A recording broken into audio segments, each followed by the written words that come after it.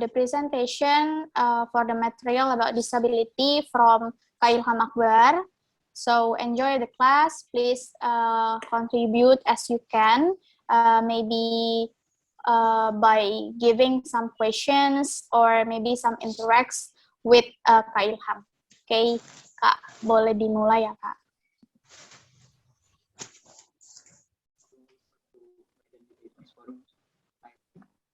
Before I start, is my voice clear or am I breaking up? Is it clear? Hear me well? Hello? Halo?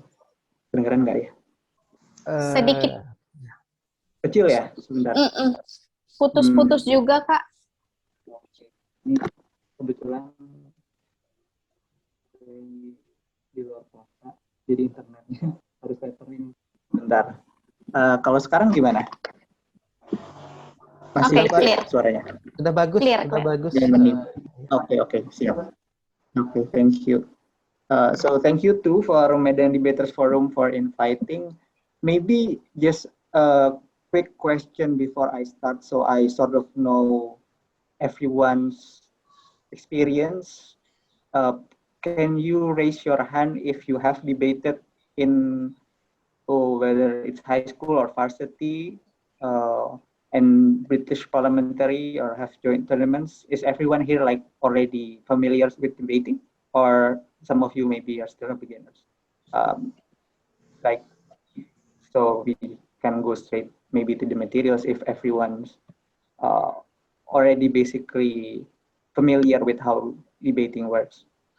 I guess everyone's already familiar, right? Because it's already the debating academy. So I won't talk much today about maybe debating strategies or debating techniques anyway, but maybe some of them will be useful particularly, and some of the information in this would be useful for British parliamentary in particular. So you will still basically get a lot of general knowledge that's useful outside of debating, but a lot of it would also be useful if you have debated in British parliamentary. But I hope that everyone is quite familiar with debating and what debating entails before I move to my material. So maybe I'll just go straight in. Can I share my screen?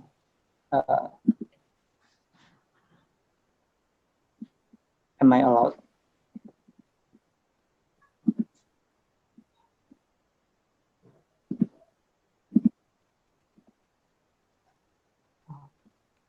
Can you see my screen? Yes, Kak. Okay, thank you. So thank you for inviting me. My name is Ilham, and I'm right now a master student in ITB. I used to be an undergraduate student too at ITB at Institut Teknologi Bandung. I happen to right now, I'm researching about architecture for the disabled movement. So I'm an architecture master student, but in particular, I'm researching together with disabled communities. Right now, in particular, with the Alzheimer dementia community in my master's thesis. But basically, I'm not an active debater right now, but I was active in my undergraduate studies, and I hope that some of the things that I learned from my research and also my experiences as a graduate student can help give some information that are useful for competitive debating. Because for me, in the end, competitive debating is actually a form of academic activity, a form of academic discourse, if you may say, a form of research too.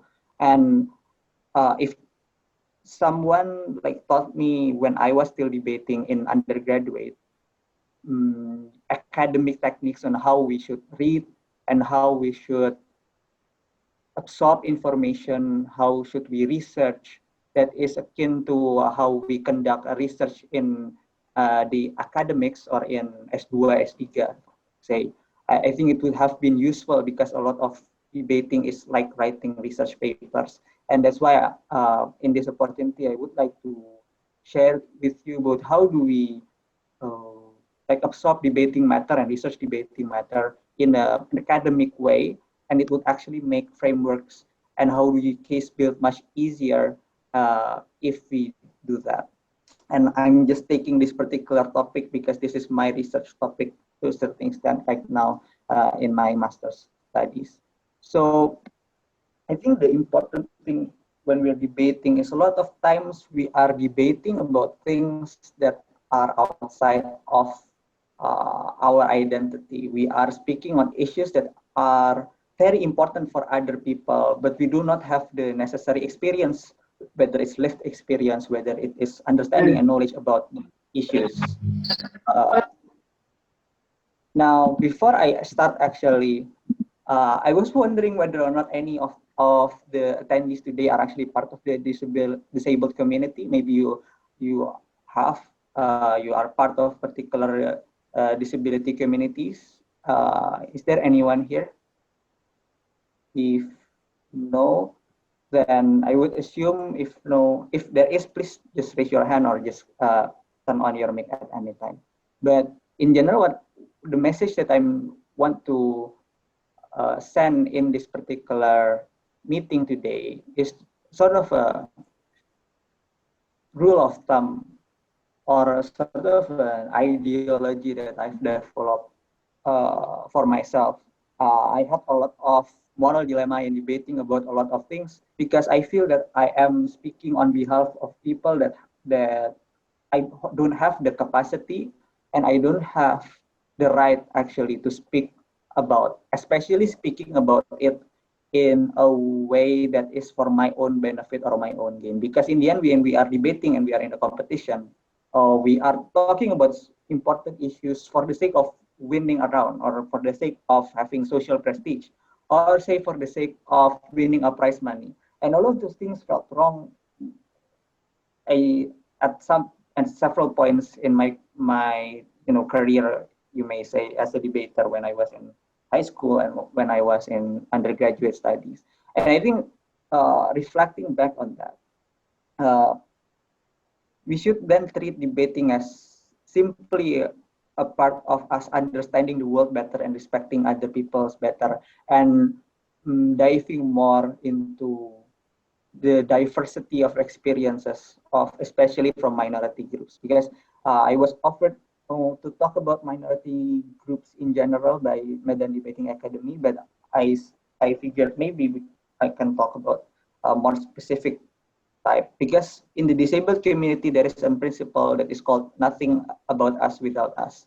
What that means is that anything that is talking about disability, whether it is policy making, whether it is education, whether it is campaign, should always involve them, meaning that there should not be anything that is being talked about without involving them in the process. And in a debating chamber, that's practically impossible unless there is disabled debaters. And maybe this is another issue that Medan Debaters Forum can also work on. How do we invite disabled students, for instance, whether it is in special needs education or whether or not it is in inclusive schools, whether it is in colleges, to participate more in these things because we need to hear more of their voices when talking about things that are relevant to them. So maybe like maybe an idea that could be used by Medan Debating Academy in outreach and things like that. But the conclusion is because we cannot have that conversation and we will have a lot of debating chambers where we talk about disability issues without having disabled people there. It is important for us to make sure that their presence is still felt by making sure that we're speaking on behalf of them by quoting them, basically. What do I mean by quoting? I think we have a culture right now because we have 15 minutes of case building time means that we don't have to read because in the end we won't use the data anyway. We just have to use our logic and we just have to use our general knowledge. But I think debating in the end can actually be an opportunity for us to help minority voices be heard, to actually read about someone and read the writings and actually convey the writings. So we're not speaking as ourselves basically, but we're speaking and passing on the knowledge that we gain from people that are most relevant. And I think this is great from Medan Debating Academy, having things like the reality matters, for instance. I saw in Instagram of having a sexual violence activist. And I think it's great to quote that particular lecture and quote that particular expert in your debates. That's great, because in the end, debating is not simply about you and your ideas, but it's about talking about other people's ideas. And it is true also in all academic discourses, because when you write a paper, when you want to establish a theory, when you want to present something in academia, you have what's called dialectics, based dialectica, basically. So it's about continuing the works of others and actually criticizing it, or making sure that it continues, the idea continues. So I think this is something that's important, because oftentimes when we talk about research or matter, we're talking about data, we're talking about facts and numbers, and it makes us discouraged to start reading books, to start reading news, to start reading papers, because there's just a lot of data to observe. And whether or not it can be used at all in a debating motion would be questionable. But if we start looking at how about we search people that are relevant, how about we search people who have ideas, people who have stances, political stances, or whatever in a particular issue, and they are part of the community that is involved in the issue. We get to know them better and put them and bring their ideas to the table and make them more heard and more popular. I think that's actually an interesting way for us to debate. And sort of what I'm trying to do in this is to make sure that we get something which is when we want to make a matter bank, for instance. I don't know if you're familiar with matter bank ya. Basically matter bank itu kalau kita bikin kumpulan artikel gitu ya buat topik-topik tertentu di debat, misalnya human rights, ada matter bank feminism, ada matter bank apa, dan mungkin di sini yang aku kasih sekarang bisa jadi matter bank tentang disability issues, karena sebenarnya lumayan banyak memang motion di turnamen internasional maupun nasional yang membahas tentang disability. Mungkin akan berguna juga untuk kita lihat siapa aja sih yang sebenarnya nulis tentang ini. What are their ideas, what are their theories, how do they interact.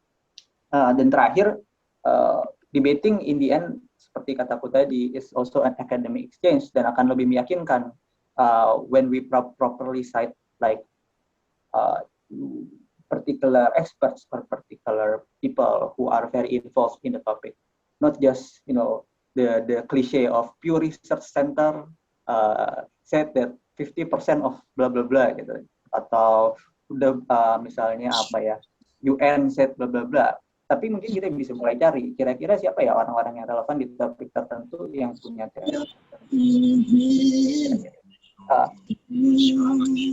sorry, itu ada yang bocor. Oh ya, begitu. Nah, sebelum aku lanjut, mungkin supaya nggak ngomong terus, ada yang mau ditanya dulu di sini, like kalau nggak ada kita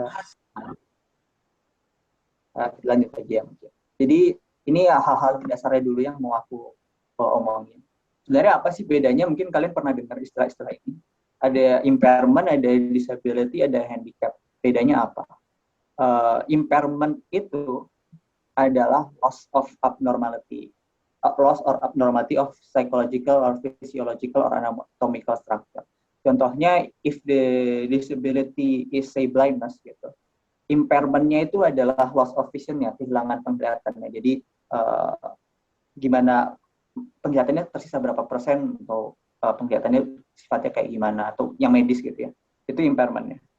Disability-nya sendiri itu sebenarnya bukan kondisi matanya, tapi adalah apa yang jadi tidak bisa dilakukan karena itu. Misalnya the disability itu restriction in ability to perform. Jalan di trotoar jadi susah, gampang kejeblos apa ya bahasanya, nggak tahu di Medan bahasanya apa, jatuh gitu ya kalau misalnya tiba-tiba berlubang trotoarnya, atau kalau mau nyebrang jalan nggak bisa soalnya nggak ada lampunya gitu.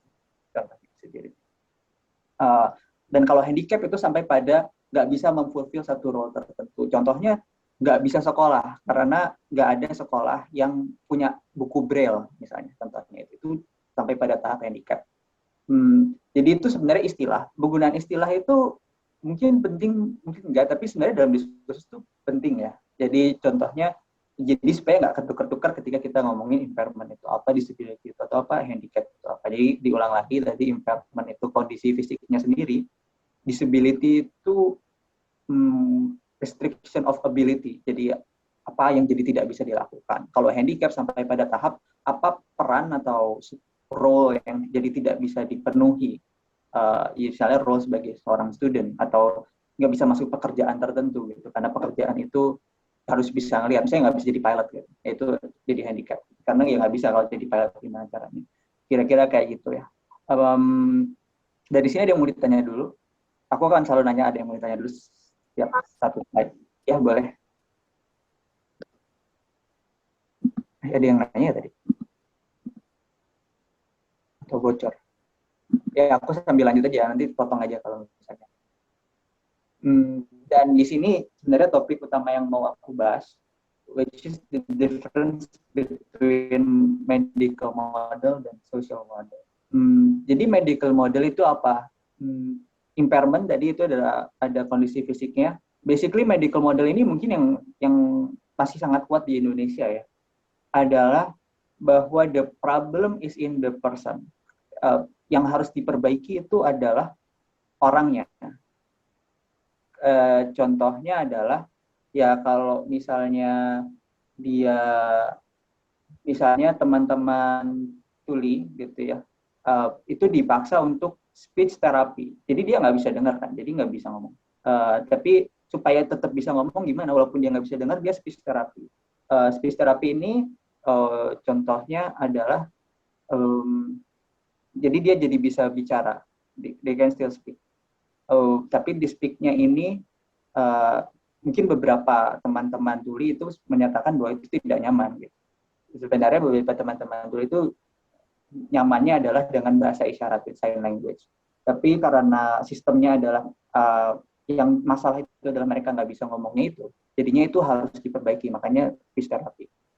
Itu contohnya. Sebentar ya. Aku ada.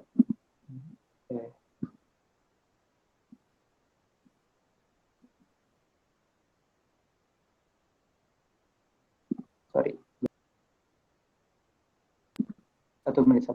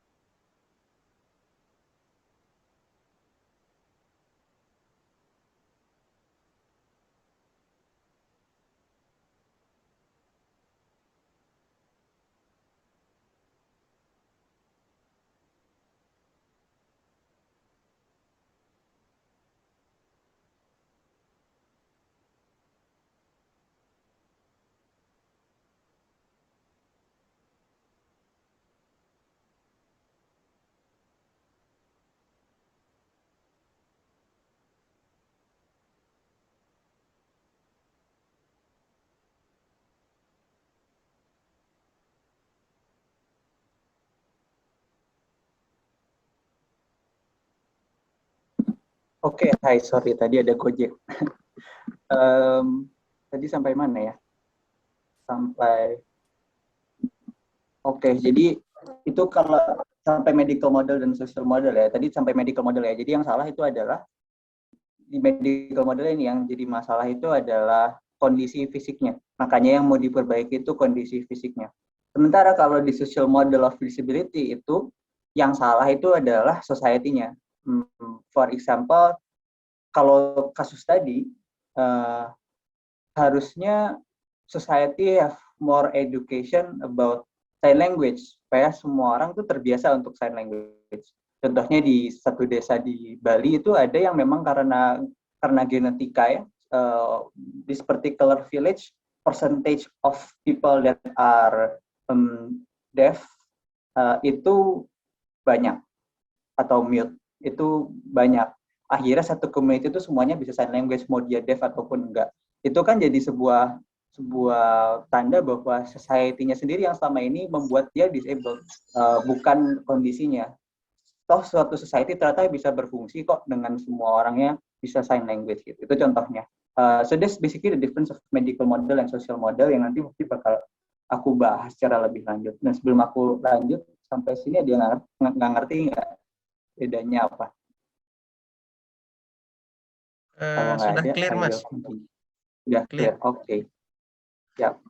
Nah, in this I would also want to put into practice ya. Kira-kira what does it look like when we research for debating, but we try to find the voices that matter in this. One of the ways is actually not just simply searching in Google, but searching in Google Scholar. The difference is that if we do that, then we're searching like writers of academic writings, whether it's in journals or not, tapi yang basically biasanya lebih akademik sifatnya. Tapi dari sini kita bisa cari sebenarnya penulisnya siapa sih? Why did they write this particular writings or theories or frameworks in looking at things, and whether or not these frameworks can be used in how we construct our arguments gitu. Dan menurutku ini suatu culture yang penting juga untuk dibangun ya, karena kadang kita just blindly cari aja gitu logikanya gimana. Tapi mungkin a lot of issues, there are already people that are writing and researching about these people who are experts in these people who are part of the community that are being affected by whatever problem that the world has. And I think it's important for us to make debating as an opportunity to make these voices heard. So these three people are disabled people who are academicians and are writing papers about frameworks that can be used in debate. And I'm going to show how they can be used in particular. So I'm going to first introduce the people. The first is Pak Didi Tarsidi. Pak Didi Tarsidi is a lecturer in Universitas Pendidikan Indonesia in Bandung. And he is a blind person, and he also very active in research and also in organizations, disabled movement organizations in Indonesia, like Pertuni itu Persatuan Tunanetra Indonesia, dan President of World Blind Union. Basically, he has a lot of experience and also writings about this topic. And a few of him is that for him blindness is just another characteristic of someone, like any characteristic such as being too tall or too short. It has challenges, of course, but it's just one part of them, and they should be able to embrace this. Kira-kira. He also writes about social model and how it is used, and it can be a framework in debate. The second person is Liz Kroll. She is an artist and activist, and she wrote a very popular meaning highly cited article about renewing the social model of disability. So when I'm going to talk about more in detail about social model of disability, I will be quoting her a lot. And she's famous for making a very controversial art where there was a program by the Nazi called the Action T4. I don't know how to say it, but basically it's one of the programs of Nazis to have targeted killings towards disabled people, and she makes an artwork in protest of that, and she uses Kak, izin Kak, There is no share screen from your screen, Kak. Oh, sorry. Okay.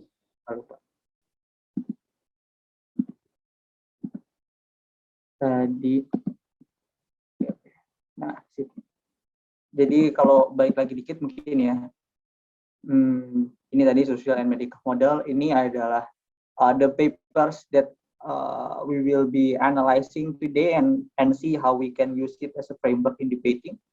Ini tadi Pak Didi Tarsidi, ini Bulis Crow, dan basically she is a disabled person, and she experienced discrimination in university, which forced her to leave her medical degree. But then after that, she found like social model of disability, and she became an activist basically, and had a lot of things to say about how we should operate social model of disability in reality. The third person is Tom Shakespeare. He is a sociologist and bioethicist. He also is a part of the disabled community, and he is very active in writing about disability. He was part of World Health Organization too, and he's also active in speaking and engaging in communications. And I think the main takeaway from this is when we talk about the disability movement, it's important for us to understand that it's not just the object of the disability itself, but when we're talking about the disability, we're also talking about a community which already has a lot of people that are very activists, who are very involved in politics, who are very involved in research and academia, in art, in everything. And I think it's important for us to always bring that perspective in debating and try to basically put our lens on their lens, rather than us being an outside person judging what is best for them. We should rather treat this as an exercise of what would these people think, what would these experts and these members of the disabled community would think of this. And I think that's great, because at that point we're actually learning from them and debating as a simulation type of activity basically is a learning experience for us to try to really ingest what are the thoughts of these individuals that have researched a lot and have been involved so much in activism, whether it's political or education. So I think the first thing that we can take away from this is that when it is a medical model, what Pak Tarsidi basically reviewed in his paper is that when it's medical, it is usually charity based. We look at a lot of how we treat disability. We treat disability in the basis of charity. We get donations. We get events that is targeted in sort of a pity sense to make sure that they become and have like better resources. But this becomes problematic because a lot of times this becomes an objectification of these disabled individuals. Like they are objects to be solved and they are objects to be pitied upon. It also oftentimes resulted in alienation, like Pak Tarsidi wrote that's why there are a lot of special needs schools, and they are to a certain extent good, because I also my project in undergraduate studies was to design a special needs school together with the special needs school, and it is indeed important for a certain extent, because what I designed was special needs school for the blind. I mean, like, because the schools in general are so inaccessible, it's important for them to at least have a basic education first that are separate, and a lot of them in the end had the opportunity to after SD gitu ya, di SLB, terus nanti pas SMP-nya pindah ke sekolah inklusi biasa gitu. Tapi simply because this other schools are not accessible yet, there's no other option other than this particular education. Tapi idealnya ya sebenarnya kata Pak Tarsidi, people should be included and we should learn together dari SD, SMP, SMA sama anak-anak yang disabled juga, karena sebenarnya nggak ada bedanya dan sebenarnya bisa diakomodir dengan berbagai entah itu teknologi atau entah teknik pengajaran dan segala macam. Also there is a power imbalance karena kalau ada charity base, jadinya siapapun, kalau di Indonesia tuh kebanyakan lembaganya lembaga charity ya, biasanya namanya yayasan penyantun.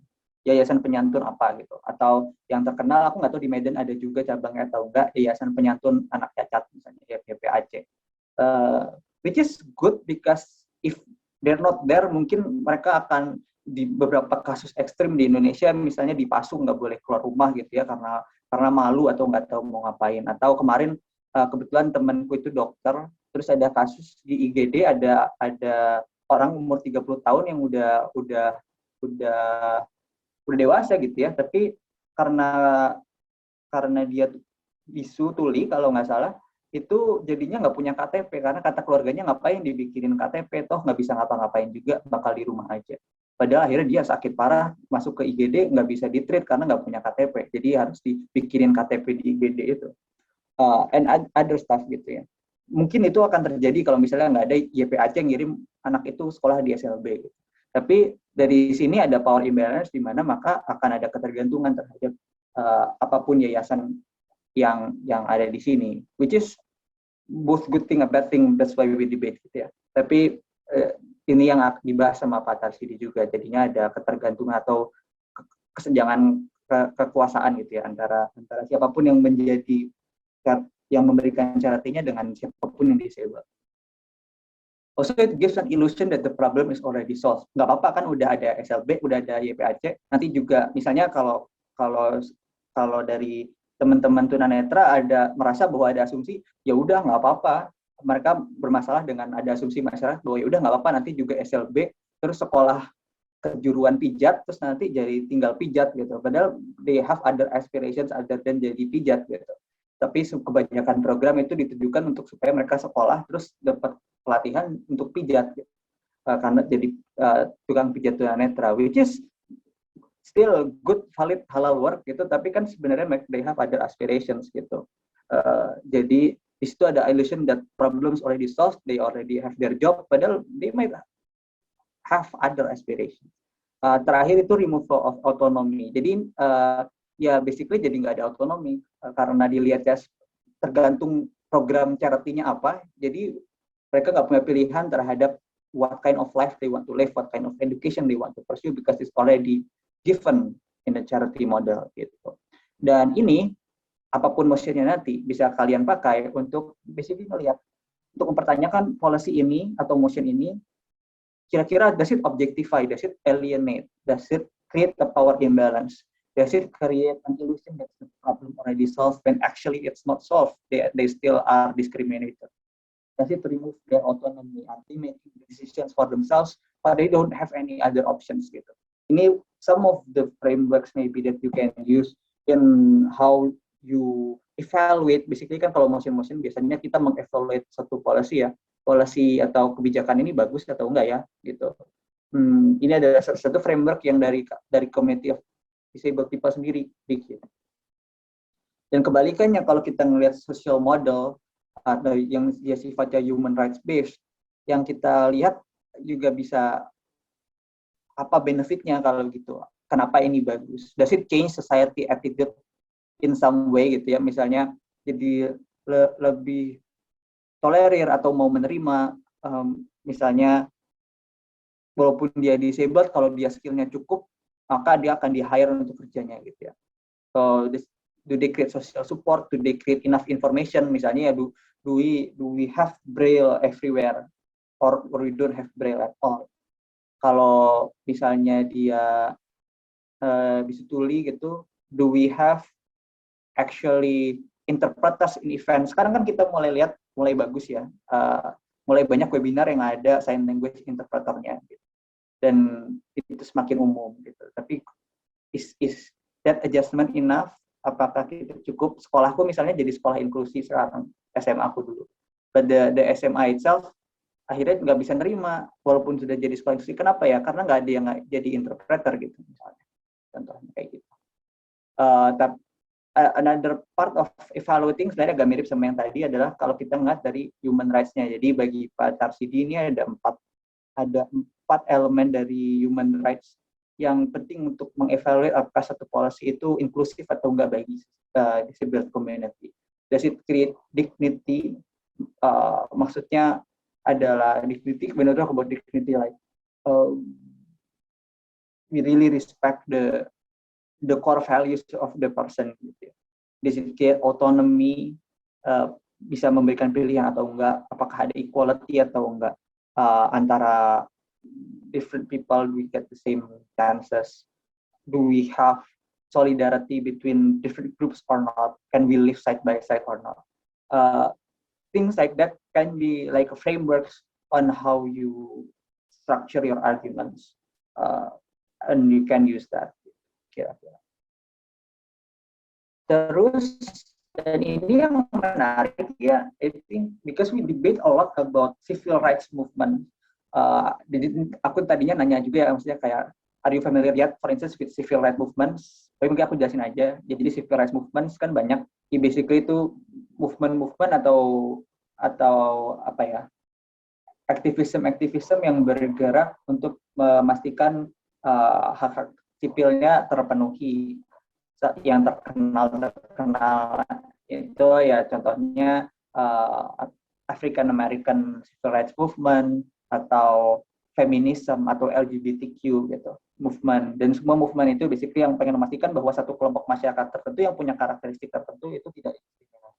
Tapi yang membedakan sebenarnya disability movement, dan mungkin ini peculiar case yang bisa dibawa dalam debat apapun yang berkaitan dengan disability, adalah adanya yang namanya impairment tadi. Kalau kita ngomongin tentang racism gitu ya, there's nothing inherently buruk gitu ya dari kulitmu hitam. There's nothing inherently buruk dari kamu perempuan, atau gak ada sesuatu yang inherently buruk dari kamu punya sexuality tertentu gitu ya. Tapi kalau kita ngomongin tentang disability, impairment sendiri itu nggak bisa dipungkiri, itu ada dan itu menyulitkan gitu. Kalau kata Bu Crow juga, many of us remain frustrated and disheartened by pain. Ya pain nggak ada yang bisa ini. Kalau misalnya disability-nya itu susah jalan, gampang fatigue, depression, chronic illness gitu kan. Ya all of those things adalah hal-hal yang tidak bisa dipungkiri adalah hal yang buruk. Mau society berubah gimana pun, mungkin aja masih impairment itu tetap ada.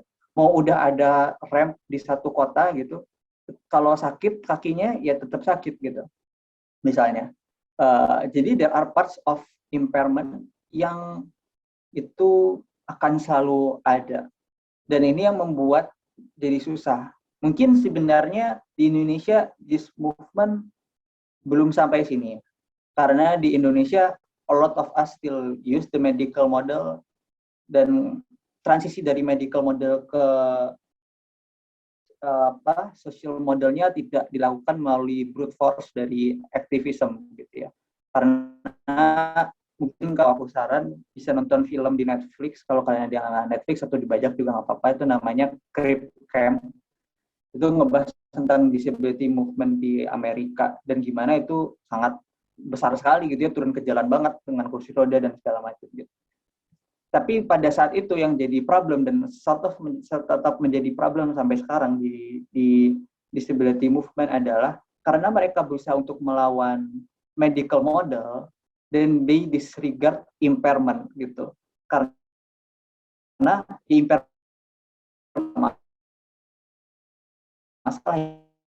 masalah tuh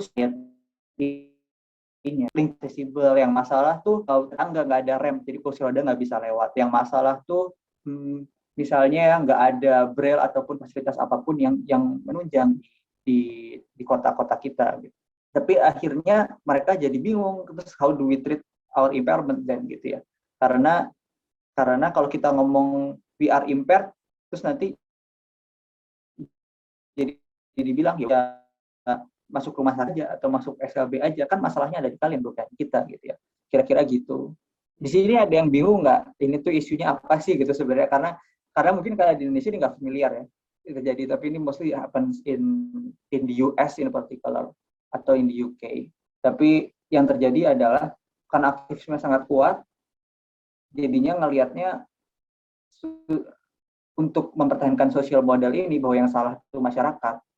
Mereka jadi nggak mau mengakui bahwa ada yang masalah juga di mereka. Gimana pun juga tetap sakit, gimana pun juga tetap capek, gimana pun juga tetap banyak kesulitan yang mau society udah berubah kayak gimana juga, tetap ada impairment ini yang sebenarnya ada hal yang objectively negatif atau subjectively bagi mereka pribadi itu tetap akan negatif.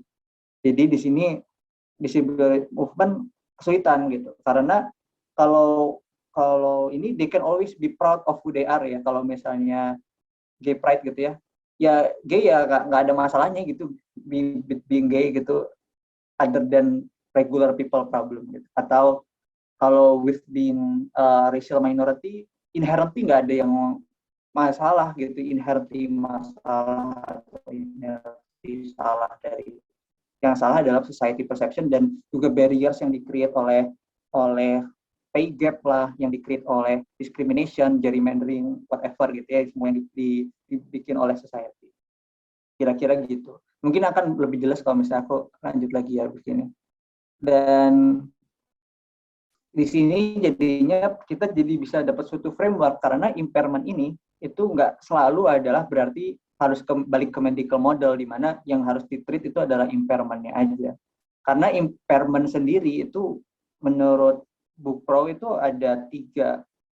Bisa jadi impairment ini memang objektif, ya memang nggak ada kakinya gitu, lacking a part of a limb. Ya nggak ada kaki nggak bisa jalan gitu, yaitu objektif. Kalau kata Book Pro. Tapi yang kedua juga ada yang individual interpretation of the subjective experience-nya sendiri. Jadi ini memang aku nggak suka, ini memang sulit bagiku regardless kata orang apa atau regardless kata society apa. Karena kan sebenarnya when we're talking about the disabled community, yang jadi basis discrimination-nya adalah ya ini masalah pribadi kamu sendiri kok, bukan masalah masyarakat, bukan masalah kita. You should deal with it gitu. Tapi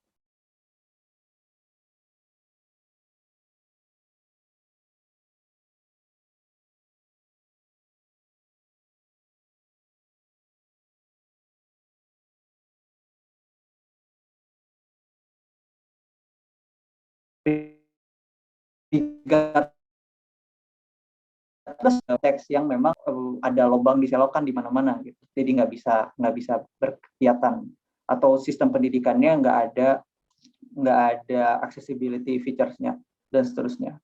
So I think debating then in motions of disability should be about asking and perspective taking and humanizing these people rather than talking about the policy itself dulu. Mungkin kita harus mulai dulu dari kira-kira bagi disabled community, dari yang kita tahu selama ini, apakah kasus ini tuh adalah suatu impairment yang objektif dan memang harus di deal with?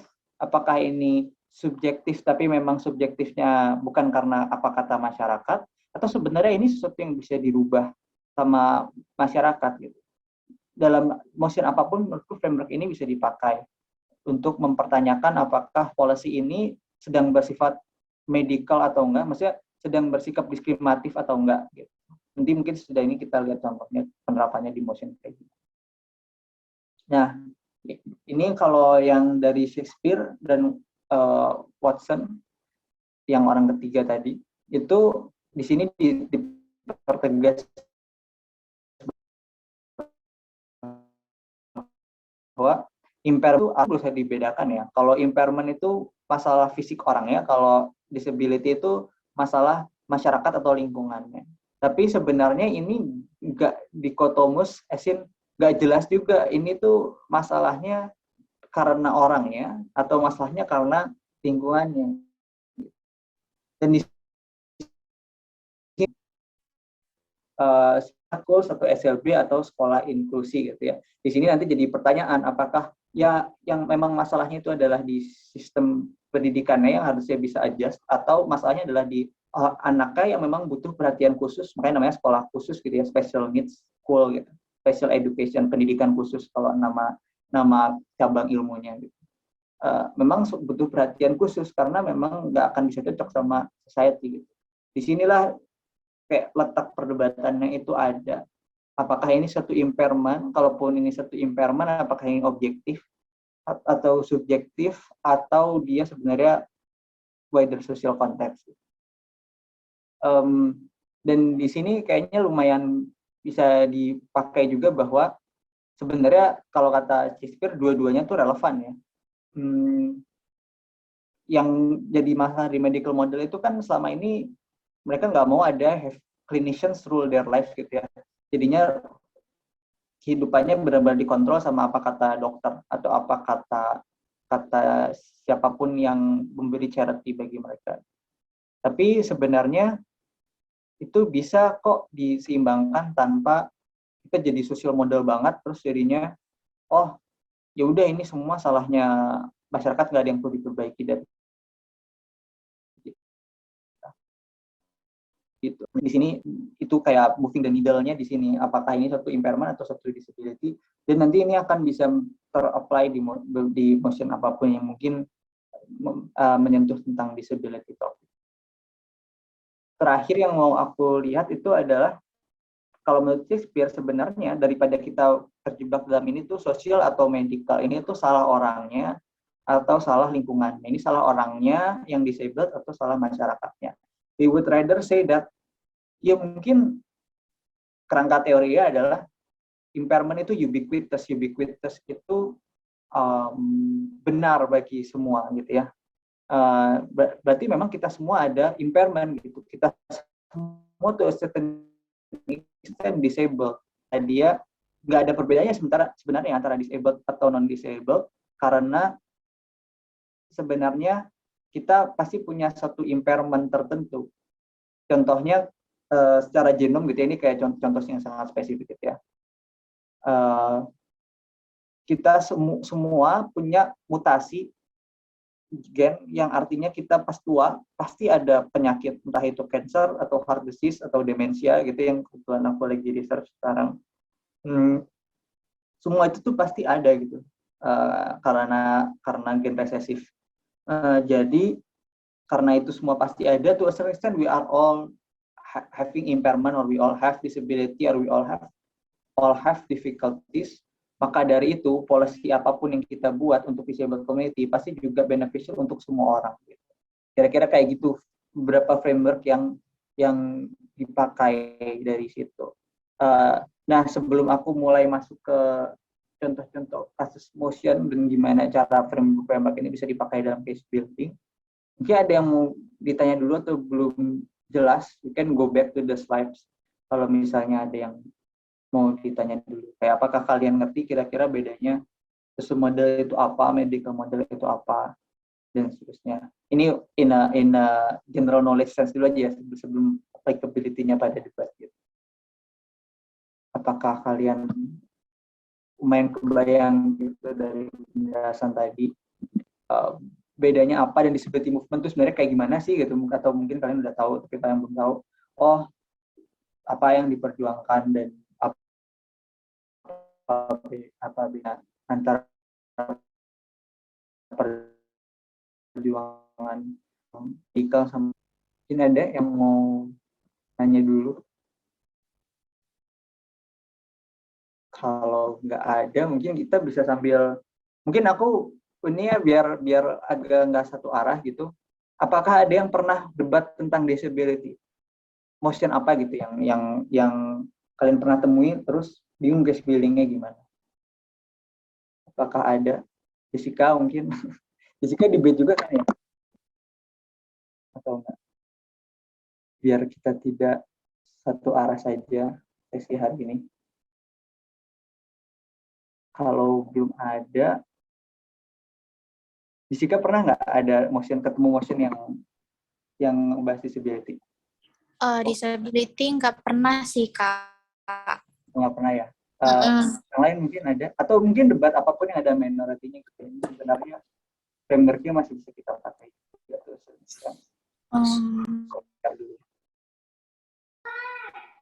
Mau nanya dong, Kak. Iya, boleh.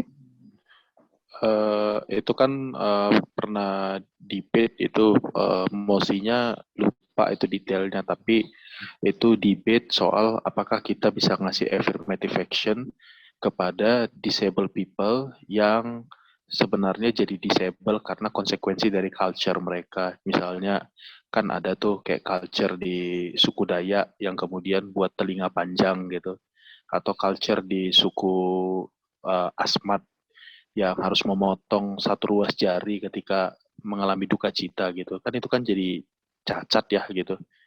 Nah, itu kan kemudian ketika dia masuk ke kehidupan modern kan itu dianggap cacat. Padahal kan dalam culture mereka kan dalam circle budaya mereka kan itu dianggap sebagai suatu momentum ya gitu. Jadi suatu identitas gitu. Nah, pernah ada debat seperti itu ya to be honest, kemudian kami kalah gitu kan karena kami nggak bisa mengkontekstualize gimana sebenarnya cacat by culture yang bisa dikategorikan sebagai cacat tetapi harus diterima sebagai satu identitas gitu Kak. Jadi kayak transisi dari mindset apakah kita bisa menerima cacat ini sebagai identitas atau enggak gitu sih Kak. Oh, sorry mau nanya tadi ada debat itu ambil side-nya apa ya? Pokoknya mosi itu kayak bilang bahwasanya kita harus memberikan affirmative action di mana ya mereka harus dapat privilege untuk juga mendapatkan pekerjaan sebagaimana orang-orang pada umumnya gitu ya kayak common society gitu. Tapi kan sebenarnya mereka cacat ya gitu yang kemudian bagi most of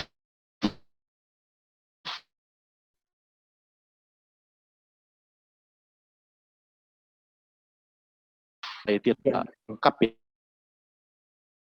ya gitu ya membuktikan harus melihat itu sebagai identitas kan, bukan melihat itu sebagai suatu kecacatan gitu. Nah kami gagal untuk membuktikan itu sih Kak. Nah, waktu itu berarti mau mendefend bahwa tidak perlu affirmative action. Kita perlu affirmative action dan tujuan affirmative action itu untuk menormalize situation itu gitu loh. Oke, siap. Ya kebayang. So ini mungkin agak sedikit berbeda ya karena merekanya tuh begin with bukanlah disabled community to begin with gitu ya. Tidak mengidentify as disabled community. Itu pertama. Tapi yang kedua adalah kan berarti yang mau dibuktikan adalah apakah dia perlu dapat affirmative action atau enggak, apakah dia bisa jadi part of society atau enggak ya. Dan dari situ yang sebenarnya perlu dibuktikan dulu adalah kalau dari take away dari materi ini ya adalah sebenarnya pertanyaan pertamanya adalah apakah mereka emang mau to be part of the society to begin with.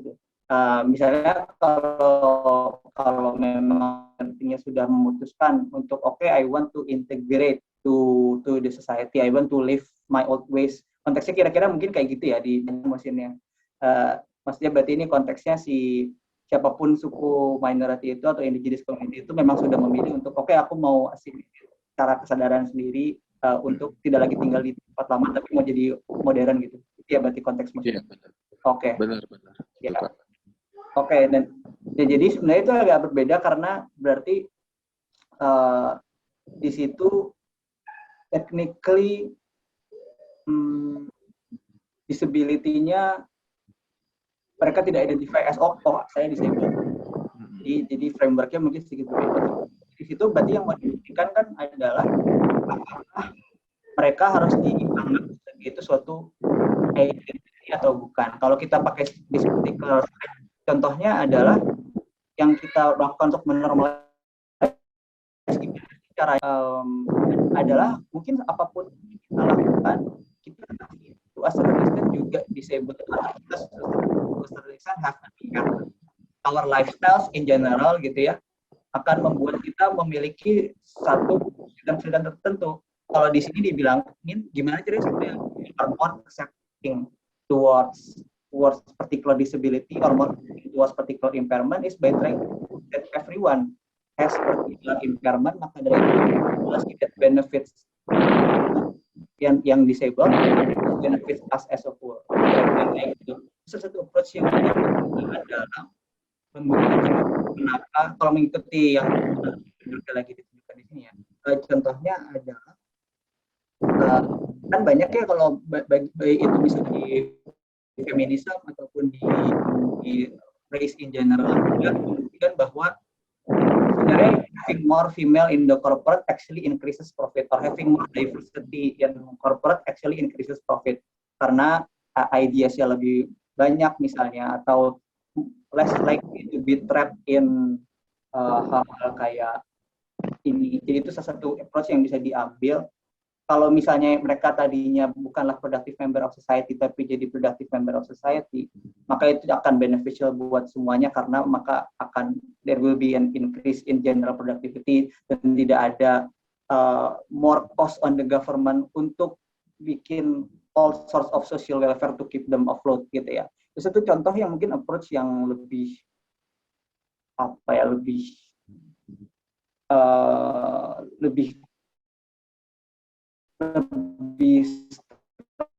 buat dan yang di sini juga.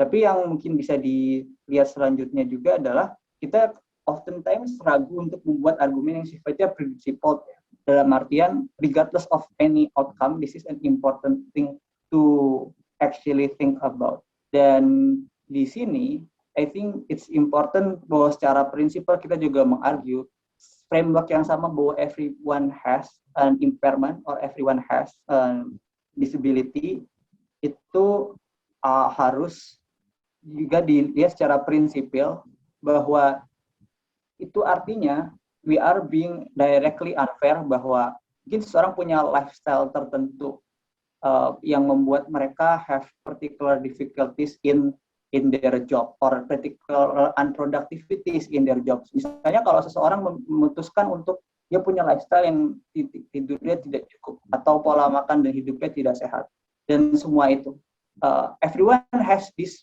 individual lifestyle decisions yang membuat performance mereka di pekerjaan secara objektif mungkin turun.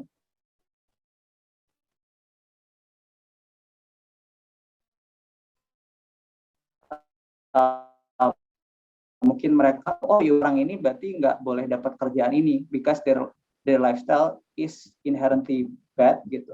Dan that lifestyle yang mungkin itu adalah entah apa ya, clubbing atau lifestyle-nya adalah not having enough exercise atau being a couch potato or whatever gitu ya. Selama dia masih bisa menjalankan tugasnya, tapi sebenarnya secara umum itu lifestyle-nya mempose certain risk gitu ya, maka harusnya semua orang juga nggak boleh dapat kerjaan itu. Jadi sebenarnya kalau kita lagi mau ngomongin tentang affirmative action, itu satu hal juga. Tapi sebenarnya kalau affirmative action yang kita punya burden of proof nggak selalu adalah untuk menjelaskan bahwa apakah harus di-treat sebagai normal atau enggak. Kalau itu kan untuk berusaha menormalize gimana. Cara untuk menormalize adalah, kalau tadi burden of proof-nya adalah ini suatu normal, suatu lifestyle decision, maka kita berusaha mengequate-kan. Either A, semua orang juga punya kesulitan yang sama atau punya disability tertentu, atau juga ya dalam artian bahwa itu sama aja kok, atau juga dalam artian untuk fair kita harus memberikan kesempatan yang sama. Tapi yang kedua adalah cara lain untuk mengargue bahwa we need to do affirmative action biasanya adalah the rest of society is culpable atau juga guilty terhadap kenapa sampai keadaannya bisa kayak gitu. Misalnya government selama ini memang tidak memberikan economic opportunity apapun kepada mereka, tidak memberikan education yang cukup, tidak memberikan apapun, dan society juga ikut dalam menjudge mereka dan mengalienate mereka, padahal mereka sebenarnya pengen untuk integrate dari dulu. Contohnya kayak gitu. Maka kita semua jadinya punya tanggung jawab affirmative action karena kita semua secara moral tuh bersalah terhadap mereka, jadi tidak bisa punya pekerjaan yang tetap atau tidak bisa punya penghasilan, or maybe aku nggak tahu konteks mesinnya kayak gimana, tapi maybe their indigenous community. Kalau misalnya kita ngomongin tentang aborigin di Australia gitu ya, then we're talking about their whole homes already are decimated gitu ya, or already they're already destroyed by entah itu development, entah itu ya atau penjajahan di masa lampau dan seterusnya. Jadinya sebenarnya yang burden of proof lain yang mungkin mungkin juga bisa kuat adalah kita buktikan bahwa pemerintah, masyarakat dan semua orang itu bersalah gitu. Kebayang nggak maksudnya? Kira-kira gitu sih jawabannya. Bersalah membuat mereka disadvantage to begin with karena policy, karena penjajahan, karena kapitalisme, karena hal-hal lain yang seluruh masyarakat itu komplisit gitu ya terhadap hal itu, dan pemerintah itu komplisit juga terhadap hal itu. Itu yang membuat affirmative action itu perlu dilakukan. Biasanya itu approach lain dalam membuktikan itu. Jadi either berusaha menormalize itu karena memang semua orang kayak gitu, atau karena memang bersalah terhadap mereka jadi butuh affirmative action itu memang karena masyarakat itu begini, karena pemerintah itu begini. Kayak gitu gimana? Kira-kira menjawab Mbak? Ya sih Kak, terutama soal gimana ada moral guilty ya daripada society yang harusnya nyadar bahwa kondisi itu tidak merely menjadi kayak individual burden ya bagi si tersebut, tetapi itu terjadi karena adanya konstruksi sosial ya. Dan ini social model disability juga sebenarnya agak mirip. Jadi kan, ini salahnya masyarakat, orang disable tuh tidak bisa dapat kesempatan, bukan karena memang sakitnya mereka aja. Kira-kira kayak gitu. Oke, siap Kak. Thank you Kak. Ya, sip. Ya, jadi itu dua tadi ya, mungkin buat teman-teman yang lain.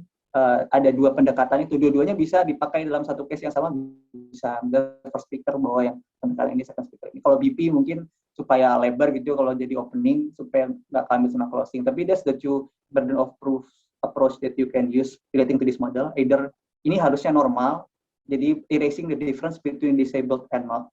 Semua orang juga butuh ini kok gitu. Bisa dibilang makanya kita harus bikin ini. Contohnya apapun affirmative action untuk disability yang sifatnya memperbaiki kota gitu ya, pasti beneficial buat semua orang karena kotanya jadi lebih nyaman gitu. Atau semua orang juga sama kok level disability-nya, maksudnya level kesulitan yang dialaminya tuh ada kesamaan dan akan beneficial buat semuanya. Itu pendekatan pertama. Pendekatan keduanya adalah ngomong bahwa ini semua sebenarnya salahnya masyarakat, bukan salahnya orang itu.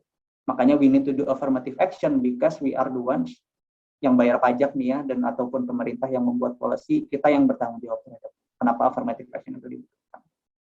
Saya kira gitu. Mungkin ya, ada motion lain gitu mungkin, atau kasus lain yang pernah ditemui teman-teman yang lain tentang hal ini.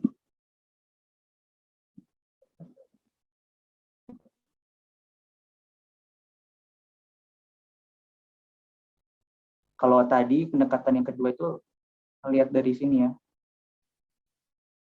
Kalau bisa dibilang, kalau tadi yang ditanyain itu adalah melihat dari sini ya. Kalau dari medical model, is the person the problem? Terus cara menjelaskan kalau ini adalah sesuatu yang sebenarnya hanyalah suatu lifestyle choice dan bukanlah suatu problem, adalah untuk bilang bahwa semua orang juga punya this variety of things kok yang membuat dia ada mungkin ada keterbatasan gitu. Pasti semua orang ada keterbatasan yang mirip, jadi nggak bisa kita mendiskriminasi this particular problem. Kalau yang kedua adalah untuk melihat bahwa salahnya bukan di problem orang ya, tapi salahnya di society. Karena itu society punya tanggung jawab pada barriers. Maksudku kelihatan nggak sih kursornya? Ya kalau kelihatan ya, nggak kelihatan tapi kelihatan aja.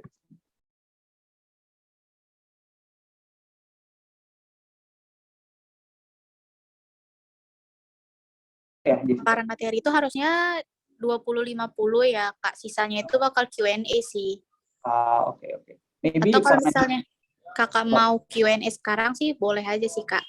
Iya, kayaknya Q&A aja, karena kalau motion kayaknya enakan dari kasus aja, dari mungkin yang pernah ditemui, nggak usah disability persis, nggak apa-apa. Tapi yang mungkin kita bisa pakai model untuk Oke Kak. But in conclusion, mungkin tutup sebelum Q&A-nya,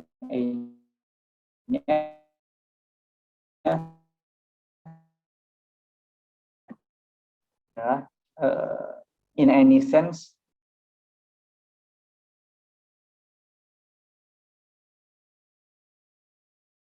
bisa langsung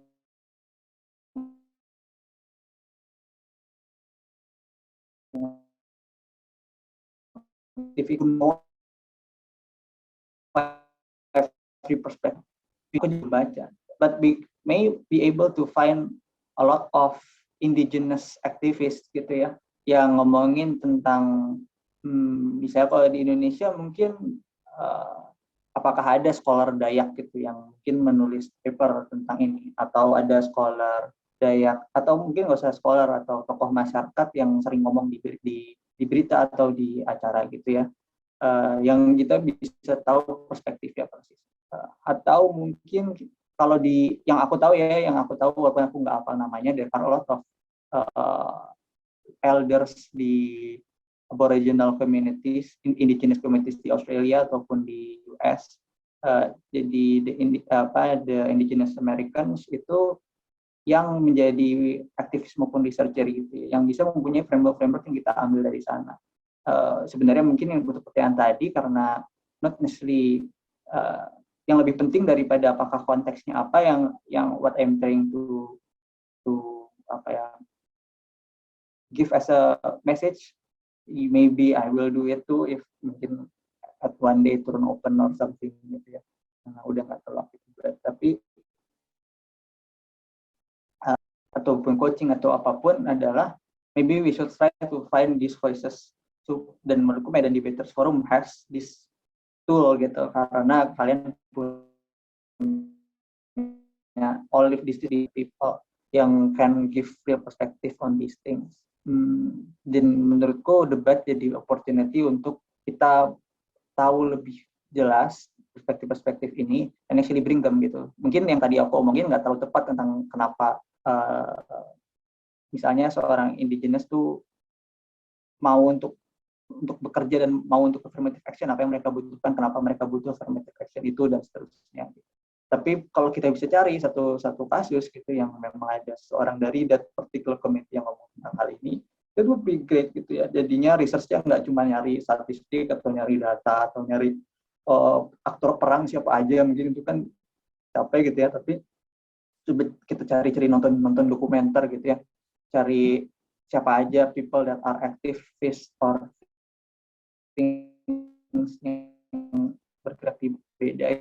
That would maybe researching and stuff, kalau kalian emang serius mau debat, kalau kalian emang kompetitif ikut turnamen internasional dan seterusnya, that would be interesting and fun way or interesting and fun mindset untuk dapat lebih banyak meter gitu. Aku harus ngapalin hal-hal tertentu, konteks-konteks tertentu, baca di ekonomis yang banyak gitu. Jadi kita mungkin lebih ke cari, ada isu yang penting apa, dan kalau aku orangnya suka nonton dokumenter gitu ya, cari dokumenter yang menarik tentang particular issues dan particular communities or particular people that have voices about issues that are important and they have authority to say things about it, dan nanti pas debat kita simply amplify those voices rather than ngarang-ngarang dan pakai logika aja gitu. Ini susah tentunya, tapi ini exercise juga buat aku in this particular case, bisa nggak aku mencoba melakukan gitu. Nah, ada yang mau ditanya mungkin, kalaupun nggak spesifik on the topic, mau nanya hal general tentang debat atau mau nanya hal general tentang research ataupun apapun boleh. Silakan Jessica.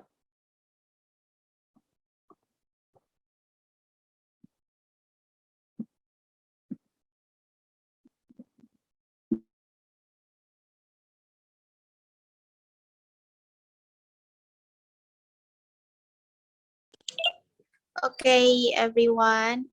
Thank you ya Kak atas pemaparan materi. Have you got any questions? If you have any chat box, or maybe you can unmute your voice and ask directly with Kak Ilham. Or maybe as what Kak Ilham said,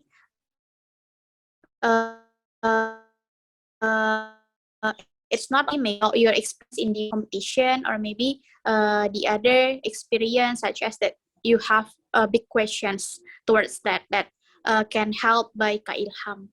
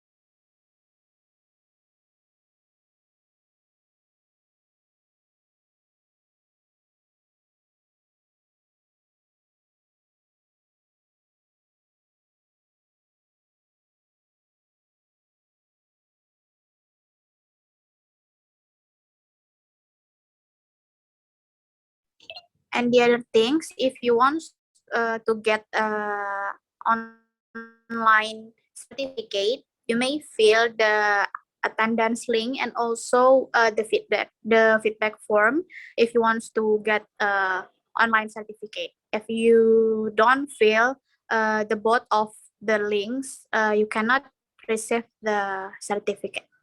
Thank you. Maybe Kak Ilham, there is no questions from the others. Is it okay if we close this meeting? Okay. Yeah.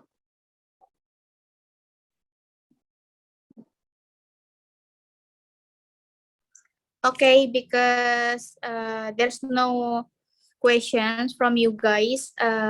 Once again, I want to say thank you so much for Kak Ilham. Representative, me as the representative of Medan Debaters Forum would like to say thank you so much for your information, for your experience in debate, and or giving some knowledge about disability and the other perspective about debating world.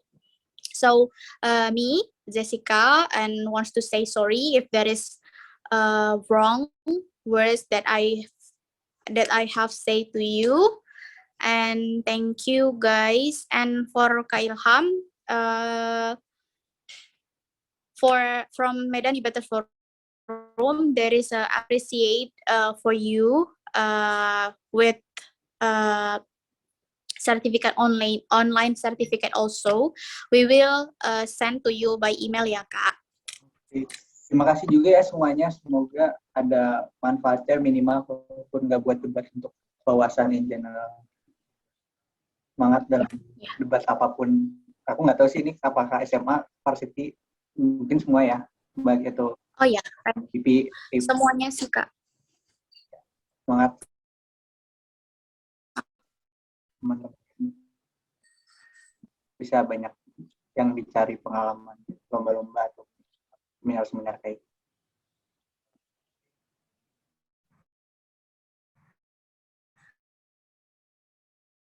Okay. And happy weekend ya guys. Thank you.